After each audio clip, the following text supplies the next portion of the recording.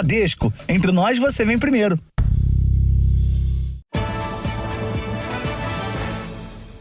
Olá, boa noite. Boa noite. Quase 100 motos foram roubadas ou furtadas diariamente entre os meses de abril e junho deste ano no estado de São Paulo. Para dificultar a ação dos criminosos, motociclistas têm usado uma nova estratégia: marcar a laser as peças do veículo.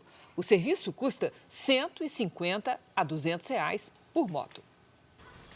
Alisson é motoboy em São Paulo há 2 anos. Está com uma moto nova, porque a anterior foi furtada em frente a um prédio onde tinha parado para deixar uma encomenda. Fui procurar, eu achei até que tinha parado no lugar errado. Falei, cara, eu parei minha moto aqui. Aí bateu aquele desespero, né? Ele ainda nem terminou de pagar o financiamento da moto furtada e teve de financiar outra para continuar trabalhando. Hoje eu saio muito mais preocupado, cara. Muito mais preocupado. Porque se eu perder mais uma moto agora, cara, não sei o que pode acontecer, viu? Se ficar com a terceira dívida, não tem, cara, não tem como. Só no segundo trimestre deste ano, 98 motos foram furtadas ou roubadas por dia no estado de São Paulo. Do total de 8.923 motos, mais de 40% foram levadas na capital paulista.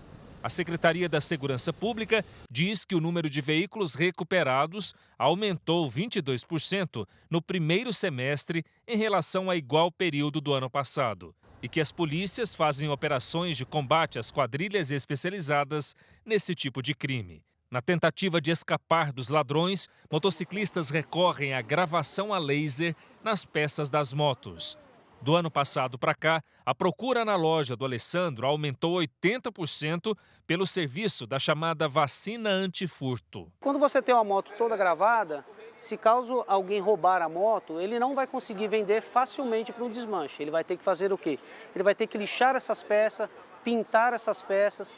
Então, ou seja, ele vai ter um processo a mais para fazer isso. O dono da moto pode escolher o que vai aparecer na marcação. Pode ser a placa, o chassi, um nome ou um código específico. Nessa loja, o mais pedido é a placa.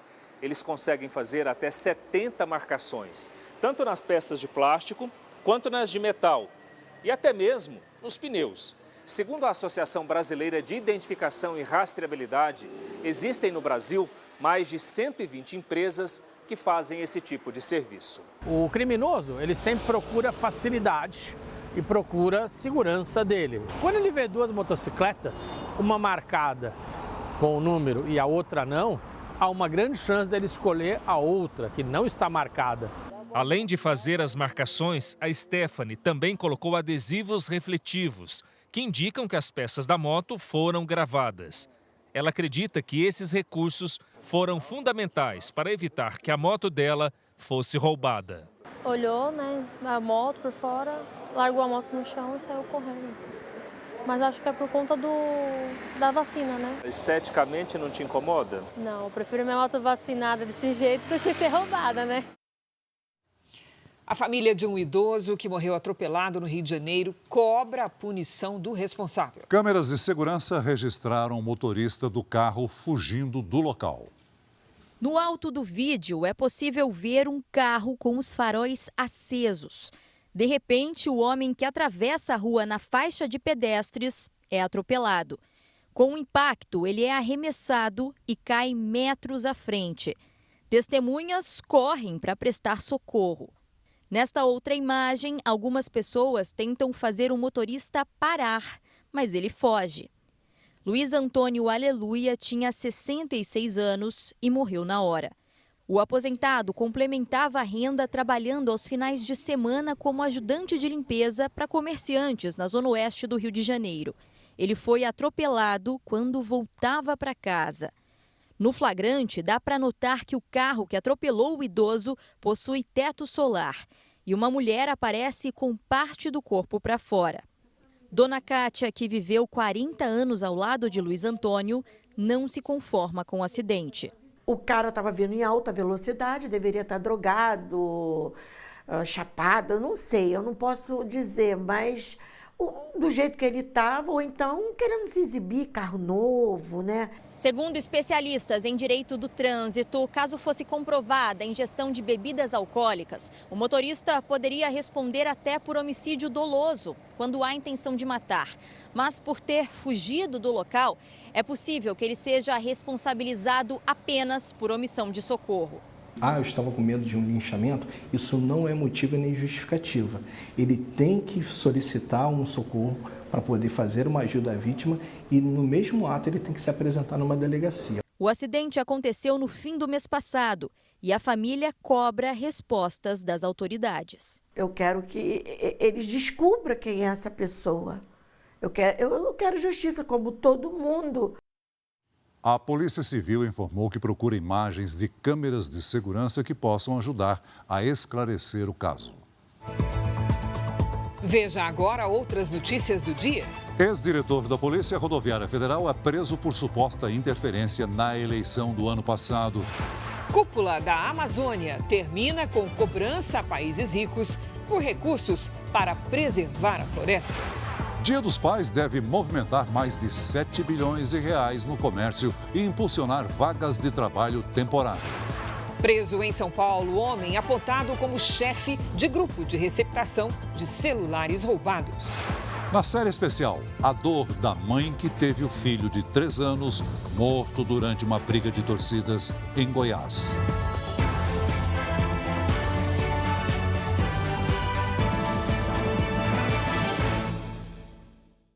Oferecimento: Bradesco. Nunca execute arquivos enviados por e-mail ou mensagem.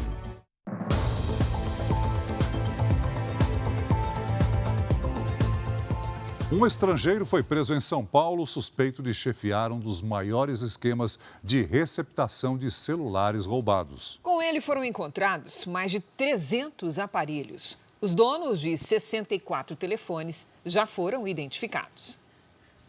Amadou Diallo, de 50 anos, nasceu em Guiné-Bissau, na África, e era procurado pela Justiça brasileira. A polícia chegou até ele após a prisão de outros suspeitos que acusaram Amadou de chefiar um dos maiores esquemas de receptação de celulares roubados. Ele mora num prédio no centro de São Paulo. Segundo as vítimas, é nesse local que muitos aparelhos aparecem quando são rastreados logo depois dos crimes. Uma semana depois, eu recebi uma notificação no meu celular informando onde estava o meu celular, que era lá na Rua Guaianazes, lá no Campos Elíseos. O local é conhecido da polícia. O sinal está dando no prédio, mas a gente não sabe em qual apartamento. E aí dificulta a polícia, tanto a Polícia Civil, a Polícia Militar. A gente não pode sair estourando porta de 100 apartamentos com a justificativa que o celular está lá dentro. Quando a vítima informa o e-mail, que é o número de identificação do aparelho, no boletim de ocorrência, o telefone fica bloqueado para uso aqui no Brasil. É por isso que muitas quadrilhas enviam celulares para o exterior, onde podem ser revendidos e utilizados livremente. Dos 312 celulares, 250 já estavam num apartamento determinado, todos embalados, enrolados em papel filme e já em malas prontas para serem encaminhadas para a África. Dos aparelhos encontrados com o estrangeiro, 64 tiveram os donos identificados e devem ser devolvidos. Computadores também foram apreendidos. Segundo a investigação, eles eram usados para extrair os dados dos celulares para serem usados em outros crimes. Antes dele disponibilizar o aparelho, embalar para ser enviado para outro país, nesse caso aqui, para outros países da África, você tem a extração de agendas para utilização de golpes, inclusive a inclusão de golpes do sequestro via Pix. Um enxame de abelhas atacou quem passou hoje por uma avenida de Contagem, na região metropolitana de Belo Horizonte. Pelo menos 5 pessoas foram picadas. O Corpo de Bombeiros foi acionado para atender os feridos. Um idoso de 70 anos precisou ser levado ao hospital. O estado de saúde dele não foi divulgado. A colmeia está entre 2 muros de uma obra. O Dia dos Pais deve movimentar mais de 7 bilhões e meio de reais no comércio de todo o país. E para atender a demanda, a expectativa é a abertura de mais de 10 mil vagas temporárias. A procura pelo presente é grande. Não pode faltar calça, né? Camisa. Nosso pai merece o melhor da gente, né? O cliente é disputado no grito. É a semana do papai, é a promoção para o papai. Calçadas cheias e lojas movimentadas. Cenário que fez aumentar novas contratações. As ofertas estão em várias fachadas do comércio de São Paulo. Esta loja já contratou 4 funcionários, um ajudante, 2 vendedores e um caixa. E ainda assim pode chamar mais vendedores. É difícil você repor equipe, né? E aquele que se destaca acaba ficando mesmo. A gente tem já contrato temporário com a expectativa que ele fique, né? Maicon foi um dos contratados. Foram 4 meses em busca de uma oportunidade. Foi difícil arrumar um emprego, mas agora que eu consegui arrumar um emprego, eu vou fazer de tudo para dar o meu melhor e, quem sabe, garantir minha vaga aqui. O Dia dos Pais é uma das datas mais aguardadas pelos comerciantes. A expectativa este ano é que o volume de vendas supere os 7,5 bilhões de reais em todo o país. Um cenário positivo em comparação ao ano passado e que permite a contratação de novos funcionários temporários. De acordo com a Confederação Nacional do Comércio, o Dia dos Pais deve gerar mais de 10 mil novas vagas de emprego. O maior patamar de contratações desde o Dia dos Pais de 2014. A expectativa é que a cesta de produtos relacionados à data cresça, o preço médio cresça 5,5% em relação ao mesmo período do ano passado. Quando eu recebi a notícia que eu ia ser efetivada, nossa, eu fiquei bem contente, porque era o que eu queria, né? E eu me dediquei bastante e fui reconhecida pelo meu trabalho. Então, graças a Deus, fui contratada. Organizações de defesa dos animais e criadores comemoram a aprovação de uma lei que proíbe a venda de cães, gatos e aves em pet shops no estado de São Paulo. A proposta ainda prevê um cadastro para a comercialização dos animais diretamente dos criadores. Um local limpo, espaçoso e seguro.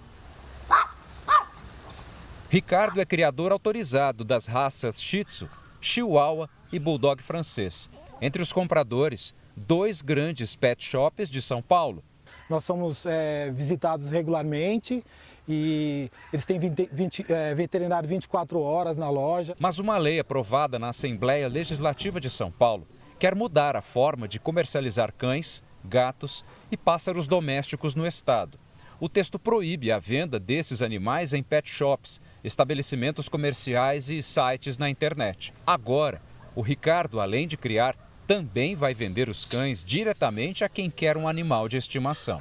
Se a lei for sancionada do jeito que está, somente locais como esse é que poderão vender os animais. E para que isso aconteça, o criador precisa fazer parte de um cadastro estadual, além, é claro, de ter estrutura e muito cuidado com eles. Para os defensores dos animais, a lei pode favorecer o bem-estar dos bichos de estimação. Os animais que finalizam lá na vitrine das lojas, eles vêm de maus tratos. A maioria, né, os canis clandestinos aí, tem uma história muito triste por trás. Os criadores serão fiscalizados e os animais deverão ser comercializados castrados, vermifugados e vacinados. Para entrar em vigor, a lei ainda precisa ser sancionada pelo governador de São Paulo, Tarcísio de Freitas, e, em seguida, regulamentada. Se fiscalizar bem e cortar o mal pela raiz, eu acho que começa a melhorar as coisas. Terminou hoje a Cúpula da Amazônia. O encontro reuniu líderes de países sul-americanos e convidados para a definição de acordos de cooperação para a conservação da floresta. Unidos por Nossas Florestas. Esse foi o nome do documento assinado no encerramento da Cúpula da Amazônia em Belém, no Pará.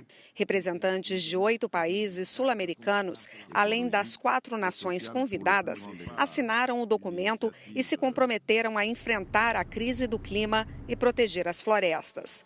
Pediram também aos países desenvolvidos, além dos 100 bilhões de dólares anuais prometidos para financiar ações climáticas, a doação de mais 200 bilhões de dólares a cada ano até 2030. Os valores serão usados na preservação da biodiversidade da maior floresta tropical do planeta.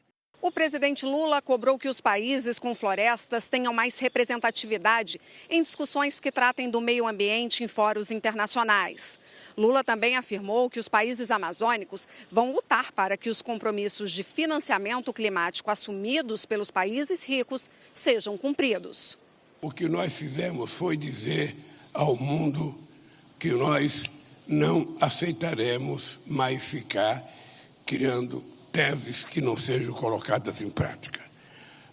Nós vamos para a COP28 com o objetivo de dizer ao mundo rico que, se quiserem preservar efetivamente o que existe de floresta, é preciso colocar dinheiro, não apenas para cuidar da copa da floresta, mas para cuidar do povo que mora lá embaixo, que quer trabalhar, que quer estudar, que quer comer, que quer passear e que quer viver decentemente. Sem citar a União Europeia, Lula criticou as barreiras comerciais impostas pelo bloco para fechar um acordo com o Mercosul. Medidas protecionistas, mal disfarçadas de preocupação ambiental por parte dos países ricos, não são o caminho a trilhar. A Declaração de Belém, que foi assinada ontem, foi construída em cima dos diálogos amazônicos, evento que antecedeu a cúpula. 27 mil pessoas se reuniram para debater soluções para a região e propor políticas públicas ao governo.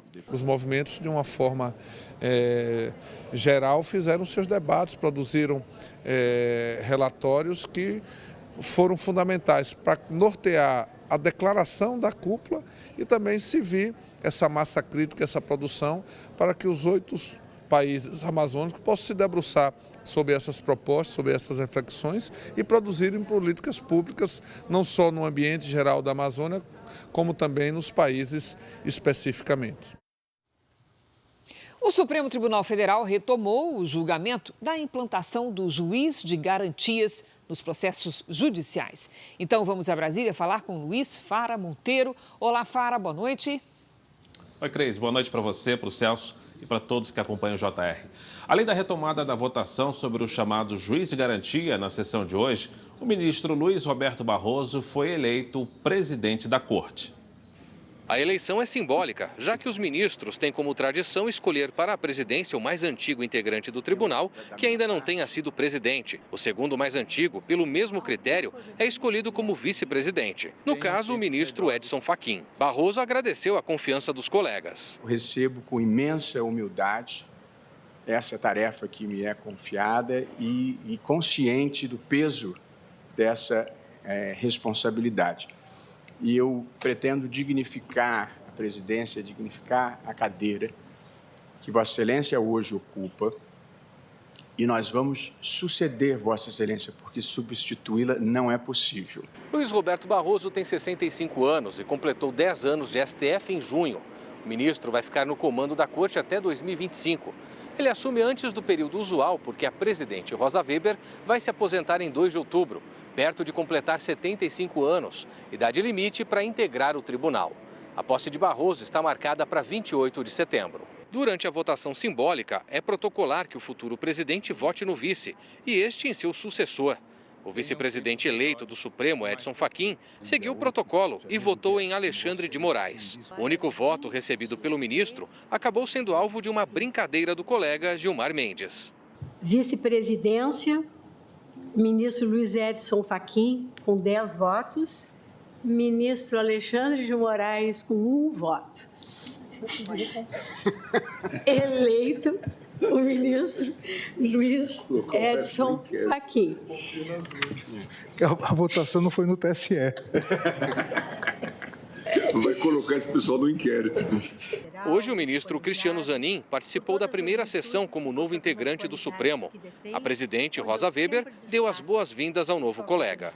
Zanin poderá votar no julgamento sobre a implantação do juiz das garantias, que está sendo discutido pelo plenário da Corte.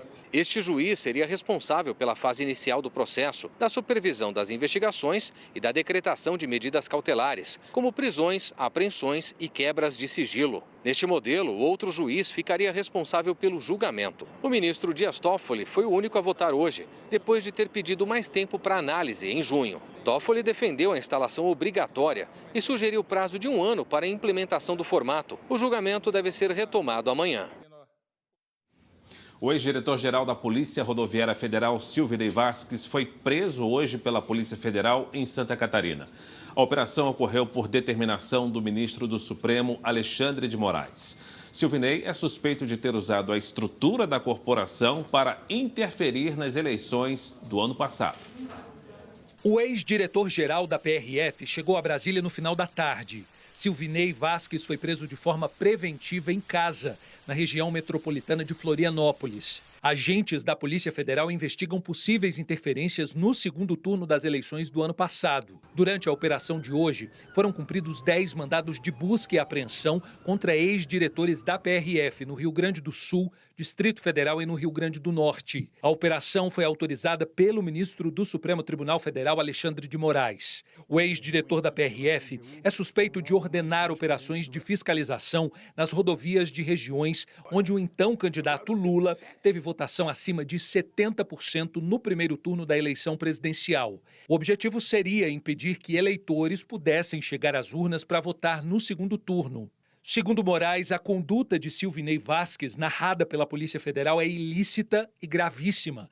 E foram apontados elementos indicativos de uso irregular da máquina pública com o objetivo de interferir no processo eleitoral. O ministro ainda acolheu os argumentos da PF de que a prisão preventiva de Vasquez seria essencial para a continuidade da investigação. A Polícia Federal também diz que pelo menos 2 servidores que ocuparam cargos de direção na PRF durante a gestão de Silvinei Vasquez mentiram em depoimento por temerem o ex-diretor-geral da corporação e que, se continuasse solto, Silvinei seria capaz de influenciar no depoimento de outras testemunhas. Hoje à tarde, o ministro Alexandre de Moraes liberou o acesso ao conteúdo da investigação. Em depoimento à Polícia Federal em novembro do ano passado, Silvinei Vasquez disse que houve, sim, uma diferença no número de abordagens entre as operações do primeiro e segundo turnos das eleições do ano passado. Trocas de mensagens entre policiais teriam revelado que o ex-diretor-geral pediu o que chamou de policiamento direcionado durante uma reunião antes da votação. Segundo Silvinei, a operação não era da Polícia Rodoviária Federal, mas sim do Ministério da Justiça, comandado pelo então ministro Anderson Torres. O presidente da Câmara anulou a convocação do ministro da Casa Civil, Rui Costa, para a CPI do MST. Ele seria ouvido nesta tarde pelos parlamentares da comissão. 7 deputados que faziam parte da CPI foram substituídos. Os deputados que saíram estariam desmotivados depois da decisão de Arthur Lira de aceitar o recurso apresentado pelo deputado federal Nilton Tato, do PT de São Paulo. A justificativa do presidente da Câmara foi a de que Rui Costa não tem ligação com os fatos investigados. A convocação do ministro da Casa Civil havia sido aprovada na semana passada. Aliados da base do governo acreditam que a decisão de Lira possa servir de precedente para anular outras possíveis convocações, como a do ministro da Justiça, Flávio Dino. O presidente da CPI, deputado Tenente Coronel Zucco, criticou a decisão e disse que o governo quer atrapalhar a comissão. Agora, falando sobre diplomacia, os governos do Brasil e do Japão anunciaram hoje a isenção do visto de turistas nos casos de permanência de até 90 dias nos 2 países. A isenção recíproca terá validade inicial de 3 anos e começa a valer a partir de 30 de setembro. Com essa medida, turistas brasileiros poderão visitar o Japão sem a necessidade de visto para a entrada no país. Essas foram as principais notícias do dia aqui em Brasília. E uma dica para você, hein? Para saber mais sobre política, acesse r7.com.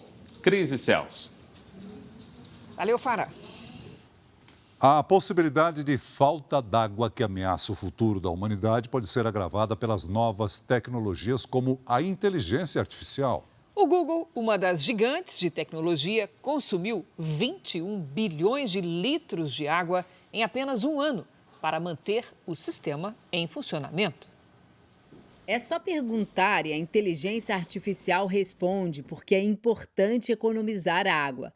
Para a preservação dos recursos naturais, a sustentabilidade ambiental e a qualidade de vida das pessoas. Chegar a essa resposta foi simples, mas gigantes da tecnologia estão longe de levar isso em conta. Para criar imensos bancos de dados e dar ao computador a capacidade de executar programas complexos, é preciso evitar o superaquecimento do processador. Para isso, as empresas de tecnologia utilizam grandes quantidades de água para resfriar os componentes. O sistema utilizado pelas gigantes tecnológicas é semelhante ao de usinas nucleares, que usam a água como base para a refrigeração. Segundo o relatório ambiental da própria companhia, o consumo de água do Google aumentou em 20% de um ano para o outro. Alta puxada principalmente pelo investimento em inteligência artificial. Só no ano passado foram gastos 21 bilhões de litros de água pela empresa americana, o suficiente para encher 8.400 piscinas olímpicas. O mesmo documento revela que o Google conseguiu repor só 5% desse volume. Esse engenheiro afirma que a sustentabilidade ambiental deveria ser uma preocupação da empresa. Você pode fechar ciclos de refrigeração que levem, por exemplo, ao reuso da água e você só complementa com aquilo que realmente se perde para a atmosfera. As águas cinzas que vêm das residências podem ser tratadas e reaproveitadas. A gente não tem necessidade de ficar somente buscando tudo na natureza, como se a natureza fosse infindável. Esse professor explica que o consumo de energia com banco de dados é tão alto que se compara ao de pequenas cidades americanas e que o Google, com o poder econômico que tem, seria capaz de investir em tecnologias que não prejudiquem tanto o meio ambiente. O papel de uma empresa como o Google, que tem um alcance mundial, nessa situação é substancialmente dar bons exemplos. É mostrar que é possível operar sistemas de busca, sistemas de inteligência artificial, reduzindo o consumo de energia e reduzindo o consumo de água ou mesmo eliminando o consumo de água, priorizando sistemas de refrigeração a ar. Também perguntamos à inteligência artificial como o Google deveria fazer para economizar água. E a resposta não surpreendeu. Uma refrigeração mais eficiente, sem o uso de água e a aposta em energias recicláveis. O Google afirmou que tem trabalhado para evitar o impacto de consumo de água para o resfriamento. Inverno cheio de contrastes pelo Brasil. No sul, chuva e temperaturas baixas. No norte, calor acima de 36 graus e ar muito seco. A gente tem que entender essa história com a Lidiane Sayuri. Oi, Lid, que contraste, não? Esse cenário vai continuar? Continua, viu, Cris? Boa noite para você. Oi, Celso, muito boa noite a todos. As nuvens de chuva só conseguem se formar nos extremos do Brasil. De quinta até domingo, a chuva fica presa no sul e pode ser forte. Nas áreas claras do mapa, tempo firme e quente. De Mato Grosso do Sul até o interior do Nordeste, o risco de queimadas é muito alto. Em Porto Alegre, máxima de 25 graus com chuva à tarde. Tempo instável também em São Paulo, com 29 graus. Em Goiânia faz 35. Em Fortaleza, chuva, sol e 31. Em Porto Velho, até 36. Atenção, litoral de São Paulo e do Rio de Janeiro. Apesar do sol e do calor, o mar fica agitado e há risco de ressaca com ondas de até 3 metros entre a Baixada Santista e o Norte Fluminense. Máximas entre 26 e 31 graus.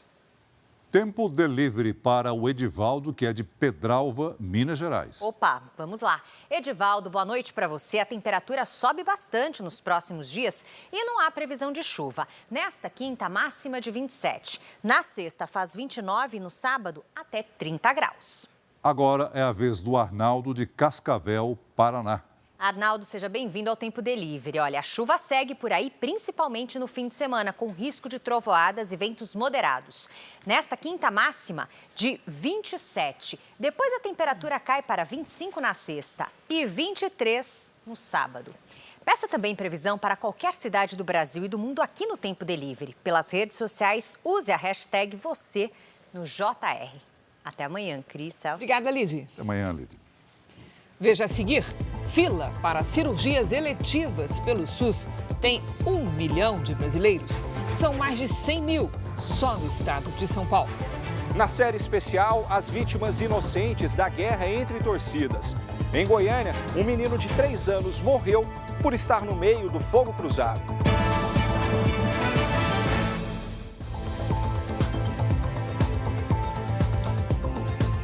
Mais de 1 milhão de brasileiros esperam na fila por cirurgias eletivas, aquelas que não são urgentes, na rede pública de saúde. O estado de São Paulo concentra mais de 10% destes pacientes.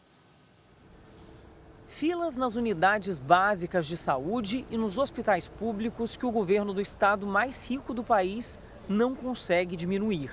Se os serviços de urgência exigem paciência, as chamadas cirurgias eletivas cobram muito mais.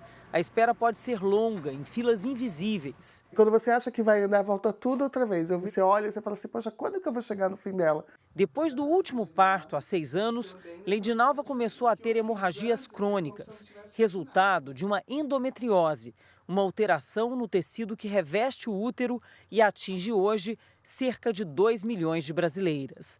Ela também desenvolveu miomas, um tipo de tumor benigno. Meus meninos têm a vida ativa, os gêmeos, eles são atletas. E tem dia que eu tenho que acompanhar eles em um monte de lugar. Eu vou bem, mas eu volto morta. A única solução é fazer uma esterectomia, a retirada completa do útero. Leidinalva é tratada no Hospital Geral de Vila Nova Cachoeirinha, administrado pelo governo estadual. A espera já dura mais de 2 anos. Enquanto aguarda, a dona de casa tem medo. Eu estar sozinha e ter uma hemorragia mais intensa do que eu já tenho e não ter quem me socorra. A demora foi tão grande que durante essa saga, entre um exame e outro, um hospital e outro, a Leidinalva descobriu um outro problema de saúde que acabou agravando as dores e incômodos. Uma hérnia umbilical, uma situação nem um pouco rara. Para se ter uma ideia, a cirurgia para retirada desse tipo de hérnia forma hoje uma das maiores filas de espera do SUS no estado de São Paulo. Mais de 8.400 pessoas aguardam a cirurgia de hernioplastia umbilical.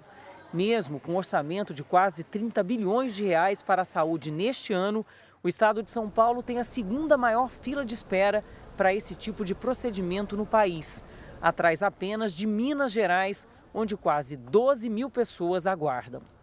A dificuldade para acelerar a realização dos procedimentos pode trazer riscos à saúde dos pacientes que não recebem o tratamento adequado. Essas doenças, todas elas, podem evoluir, podem piorar, os miomas podem crescer, a endometriose pode passar a atingir mais órgãos, a hérnia pode aumentar de dimensões e levar eventualmente a uma complicação intestinal. Então, com o passar dos anos, além da péssima qualidade de vida, são os riscos que a gente passa a correr pelo atraso do tratamento.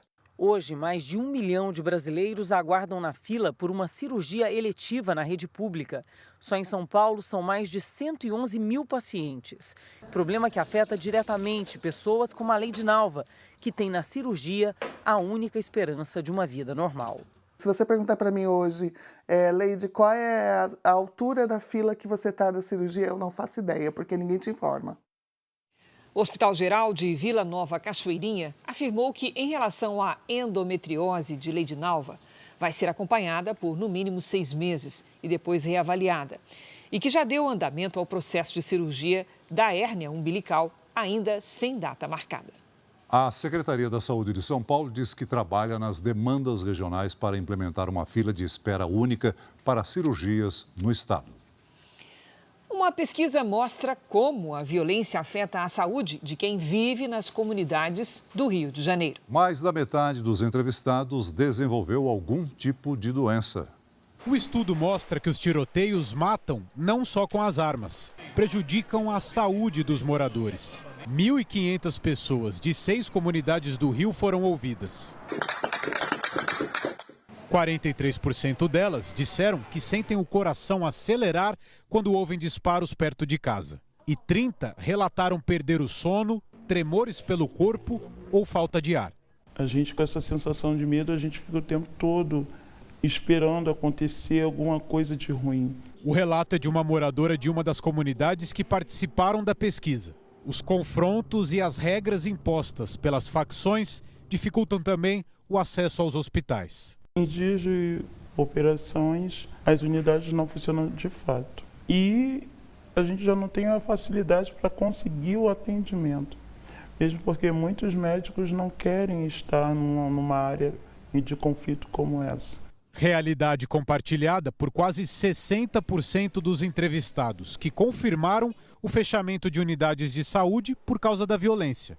A pesquisa mostra ainda que essa rotina de medo e insegurança provoca prejuízos à saúde física e mental a longo prazo. Pouco mais da metade dos moradores que convivem com tiroteios frequentes aqui no Rio desenvolveu algum tipo de doença. Esse índice é bem menor em comunidades onde os confrontos são mais raros. A pessoa exposta a essas operações e tiroteios acarreta no desenvolvimento de algumas condições ligadas à saúde mental. Então, depressão, ansiedade, insônia prolongada, hipertensão, fatores, condições de saúde ligadas a fatores emocionais. De acordo com os pesquisadores, a violência também custa caro para o Estado. O fechamento de hospitais e clínicas provoca um prejuízo de mais de R$300 mil por ano aos cofres públicos. Já os moradores perdem quase R$1,5 milhão anualmente impedidos de trabalhar por problemas de saúde causados pelos tiroteios. A gente quis mostrar outros impactos da violência. A gente fala muito mais de tiroteios, de mortos pela polícia, mas a gente esquece de outros impactos mais amplos na saúde, na educação. Em nota, a Secretaria de Estado de Polícia Militar do Rio de Janeiro disse que tem ampliado investimentos em tecnologia e treinamento das tropas para aumentar a segurança nas comunidades. Um estudante de psicologia foi preso no Paraná suspeito de abusar sexualmente de mais de 300 crianças. O suspeito, de 26 anos, foi preso em casa, em Foz do Iguaçu. A polícia investiga se ele usava conhecimentos de psicologia para convencer crianças a gravar e enviar para ele vídeos íntimos. Ele aliciava essas crianças por meio de jogos. E aí ele fazia uma troca, ele oferecia aquelas moedas virtuais, prêmios, presentes para a criança em troca, da criança mandar fotos de nudez ou fazendo atos sexuais. A polícia encontrou na casa do suspeito cerca de 2.000 arquivos com imagens de exploração sexual infantil. Em centenas deles, o próprio estudante aparece abusando de crianças. Os casos em que o suspeito alicia e obriga crianças a gravar vídeos também serão enquadrados como estupro de vulnerável. Ele deve responder ainda por produção, armazenamento e compartilhamento de pornografia infantil. A investigação tem apoio da Polícia Federal. A suspeita é que o preso, que não teve a identidade revelada, alimentava uma rede internacional de pedofilia.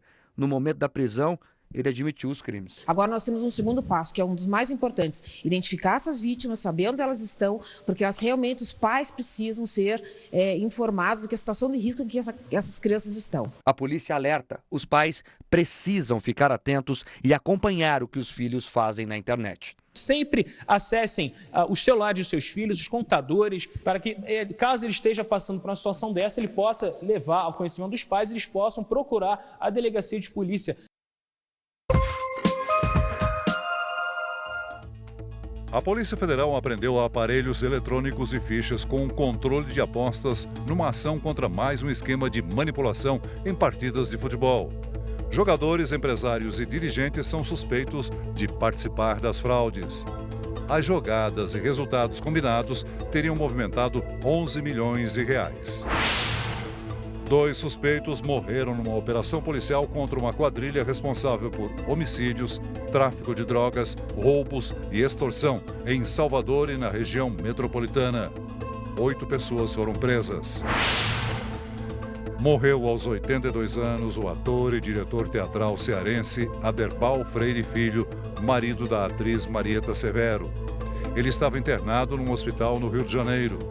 Em 2020, Aderbal teve um AVC e sofria com complicações de saúde desde então.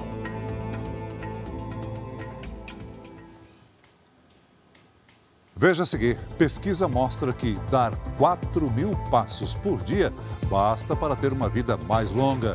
É uma caminhada de 40 minutos. Na série especial, a luta de uma mãe para manter os torcedores assassinos do filho dela, de apenas 3 anos, atrás das grades.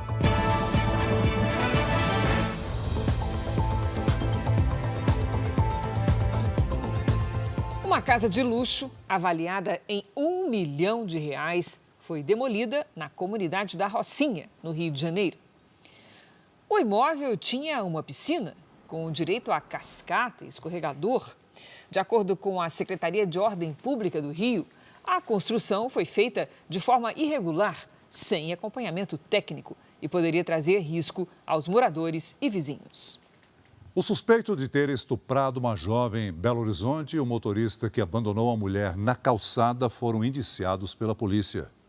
O inquérito que apurava o caso foi concluído e enviado ao Ministério Público, que vai decidir se oferece a denúncia. Para a polícia, o pintor Weberson Carvalho da Silva, de 47 anos, que está preso, deve responder por estupro de vulnerável, com pena de até 15 anos de prisão. Quando foi preso em flagrante, acompanhado do seu advogado, fez uso do seu direito constitucional de permanecer calado. Então, ele não negou a violência sexual, mas não quis dar maiores detalhes sobre os fatos. Já o motorista de aplicativo, que deixou a jovem desacordada na rua, foi indiciado por abandono de incapaz. A pena chega a 3 anos de cadeia. O caso aconteceu no dia 30 de julho. Um amigo da mulher chamou o carro por aplicativo depois de um show no Mineirão. O motorista diz ter tentado contato com os familiares da jovem, mas não conseguiu e, com a ajuda de um motoqueiro, deixou a vítima na calçada. O amigo disse à polícia que a corrida foi compartilhada com o irmão da jovem, mas o rapaz dormiu. A mulher foi estuprada logo em seguida. Exames de sangue confirmaram que a vítima havia tomado 3 bebidas alcoólicas diferentes, o que poderia justificar a perda da consciência durante a corrida. O motociclista que ajudou a tirar a jovem do carro e o amigo que chamou a corrida por aplicativo não foram indiciados. A polícia também descartou a possibilidade da jovem ter sido drogada. A defesa dos indiciados não foram encontradas. A Secretaria Estadual de Educação de São Paulo abriu um processo administrativo para apurar as circunstâncias da instalação do aplicativo Minha Escola em aparelhos celulares de professores da rede estadual, sem autorização. A secretaria disse que a falha ocorreu durante um teste e que, assim que identificou o problema, solicitou a exclusão do aplicativo das contas dos aparelhos. O sindicato que representa os professores informou que os profissionais que se sentirem lesados podem solicitar indenização na Justiça. Uma pesquisa revelou um dado interessante. Dar pelo menos 4.000 passos por dia, não é, Celso? Reduz o risco de morte prematura. O estudo analisou dados de mais de 200 mil pessoas em 6 países. Caminhar faz parte da rotina do britânico. É assim que a maioria chega ao trabalho no centro de Londres. Usar o carro por aqui é muito caro. O governo cobra até taxa de circulação, o que alivia o trânsito e incentiva a caminhada tão recomendada pelos médicos. A Organização Mundial de Saúde afirma que para uma pessoa ser considerada ativa fisicamente, precisa dar pelo menos 10.000 passos por dia. Mas um estudo realizado por pesquisadores dos Estados Unidos e da Polônia e publicado numa revista europeia especializada em cardiologia mostrou um resultado animador. Basta uma simples caminhada como essa, sem fazer muito esforço. A pesquisa mostrou que com 4.000 passos por dia, cerca de 40 minutos, já é possível prolongar a vida de forma significativa. E se essa caminhada for mais longa, garante ainda mais benefícios. O que a pesquisa revelou de fato é que com 4.000 passos, uma pessoa consegue evitar de forma eficaz uma morte prematura provocada por diabetes ou doenças respiratórias. Mas se uma pessoa caminhar 1.000 passos a mais por dia, o risco de morte cai 15%. Para quem caminha entre 6.000 e 10.000 passos, a queda no risco de morte chega a 49%. Foram analisados os hábitos de 226 mil pessoas de várias partes do mundo, como Reino Unido, Japão, Estados Unidos e Espanha. O estudo mostrou que os benefícios da caminhada se aplicam em qualquer idade, mas pessoas abaixo dos 60 anos foram as mais beneficiadas. Pelo menos 41 pessoas morreram num naufrágio no mar Mediterrâneo, perto da ilha italiana de Lampedusa. O barco saiu da Tunísia na semana passada e virou poucas horas após a partida. 4 sobreviventes que estavam à deriva conseguiram chegar hoje a Lampedusa. A ilha costuma receber imigrantes além da capacidade. Por esse motivo, dezenas foram transferidos para outros centros migratórios na região. Só este ano, mais de 93 mil pessoas chegaram ilegalmente à Itália pelo mar. Um suspeito de ameaçar o presidente dos Estados Unidos, Joe Biden, foi morto hoje durante uma operação do FBI no estado de Utah. Uma troca de tiros aconteceu na casa do suspeito enquanto os agentes cumpriam um mandado de busca e apreensão. Segundo autoridades, Craig Robertson era investigado desde abril. Nessa semana, ele fez uma postagem em que dizia preparar um ataque para ser realizado durante uma visita de Biden. O presidente americano viajou ao estado nesta quarta-feira. Uma pessoa morreu e 60 ficaram feridas numa explosão seguida de incêndio em uma fábrica na Rússia. No local eram produzidos equipamentos militares como óculos de visão noturna. Uma câmera de segurança registrou o momento do incidente. A causa ainda é investigada. No Havaí, 6 pessoas morreram após incêndios florestais atingirem o arquipélago. Mais de 14 mil casas e comércios ficaram sem energia elétrica, incluindo regiões turísticas. Ventos fortes contribuem para a propagação das chamas e as autoridades temem que a situação piore com a passagem de um furacão previsto pela meteorologia. Na China, passa de 60 o número de mortos nas tempestades que atingiram o país nos últimos dias. No Japão, o tufão Kanun provocou o cancelamento de voos. O fenômeno segue para a Coreia do Sul, que está em alerta máximo. Uma pessoa ganhou sozinha um prêmio equivalente a 7 bilhões e 750 milhões de reais da maior loteria dos Estados Unidos. A aposta foi feita no estado da Flórida, segundo a organização da loteria Mega Millions. O nome do novo bilionário não foi revelado por medidas de segurança. O prêmio estava acumulado há mais de 30 rodadas. Esse é o terceiro maior valor já pago em sorteios na história do país. Em meio à violência das brigas de torcidas, vidas inocentes são perdidas. O estado de Goiás foi palco de vários confrontos este ano que acabaram com feridos que nada tinham a ver com os episódios. 24 pessoas foram presas. Mas o caso que mais chama a atenção vai completar um ano nos próximos dias. É a luta por justiça da mãe que perdeu um filho de 3 anos por causa de criminosos travestidos de torcedores. Veja na série de reportagens especiais do Jornal da Record.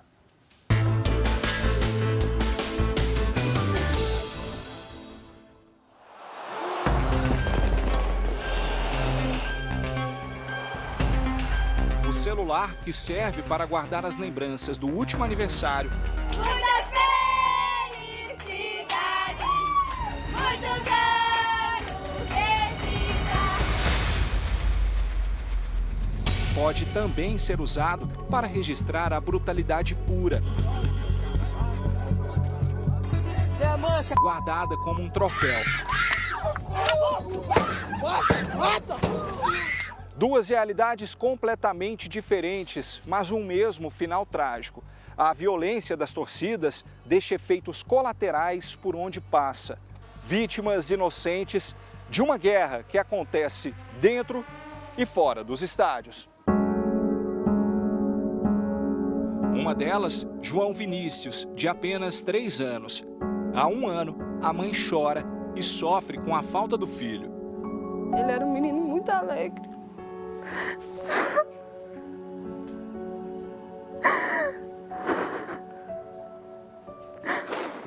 Ele era um menino muito esperto e ele tinha tudo pela frente, a felicidade, o jeito dele, sabe? Dia 13 de agosto do ano passado, imagens do circuito de segurança mostram um criminoso de capuz sacando a arma e atirando. É possível ver as pessoas correndo e o homem fugindo. Foram vários disparos. Um deles atingiu João Vinícius. O alvo do criminoso era o tio do menino, que também foi baleado. Horas antes, ele tinha se envolvido em uma briga de torcida porque usava uma camiseta do Goiás. Já a família de João Vinícius voltava de um passeio e estava só de passagem na distribuidora de bebidas. Eu entrei dentro do carro, que eu vi, que eu peguei meu filho no chão, assim, que eu virei ele pra mim, que eu vi que ele tinha sido atingido na cabeça. Pra mim, minha vida acabou ali. Acabou ali mesmo. A gente tem um processo de desumanização na sociedade brasileira.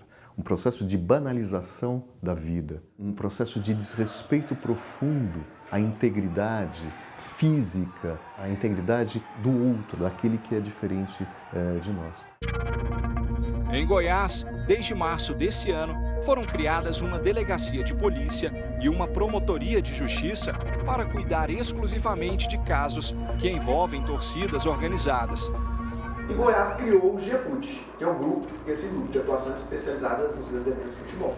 O que a gente percebeu? Que ocorriam muitos crimes e os crimes eram dispersos, ficavam dispersas as investigações. Então faltava essa atuação concentrada na Polícia Civil.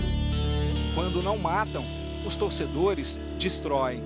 Aqui, um ônibus do transporte público foi alvo de uma emboscada. No mês passado, torcedores do Goiás interceptaram um coletivo que levava a torcida do rival, Vila Nova. Entre os passageiros estavam trabalhadores que nada tinham a ver com a confusão, mas que ficaram no meio da briga generalizada. O motorista do ônibus ficou gravemente ferido. Estão optando como modus operandi situações de emboscada a transportes públicos, geralmente na volta dos jogos, longe dos estádios, local onde geralmente não tem escolta policial. Os torcedores chegaram a perseguir uma ambulância que levava o motorista do ônibus, pensando que dentro estava algum torcedor rival. Isso daí tá em coma, vai ficar em coma. Essas imagens mostram dois homens sendo emboscados apenas para terem a camisa do time roubada. Eles foram brutalmente espancados. Em 4 meses, foram deflagradas 3 operações contra torcedores. 24 pessoas foram presas. Até que a investigação seja finalizada e o inquérito enviado para a Justiça, os policiais guardam nessa sala as provas apreendidas durante as investigações, principalmente camisas de torcidas que são apreendidas com essas pessoas. Agora, um dos itens chama a atenção. Os policiais apreenderam um taco de beisebol com arame farpado na ponta, esse objeto que era usado para agredir outros torcedores. Nos celulares dos presos, a polícia encontrou indícios de envolvimento com o crime organizado. Nesses poucos meses de criação do grupo, a gente conseguiu sim fazer uma vinculação entre alguns indivíduos vinculados à torcida Força Jovem com uma organização criminosa de atuação nacional. No caso do João Vinícius, 3 homens que participaram do tiroteio estão presos e esperam julgamento, ainda sem data definida pela Justiça. A Tainara agora concentra todas as energias para que eles sejam condenados. Faço questão de ir até no final pela justiça. Eu vou lutar, porque uma torcida onde você vai para torcer, você vai com felicidade ver seu time ganhando ou perdendo, você tem alegria, né? Não fazer o mal para certas pessoas.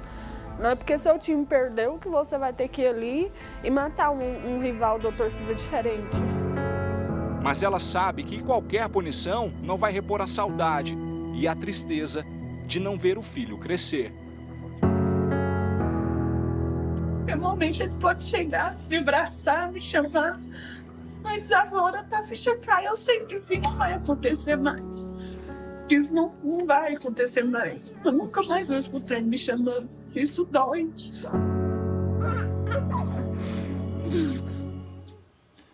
Essa edição termina aqui, à 00:30 tem mais Jornal da Record. Fique agora com a série Reis. Na sequência, você acompanha o capítulo especial de Jesus, a traição de Judas. E logo depois tem Top Chef Brasil. Boa noite. Boa noite.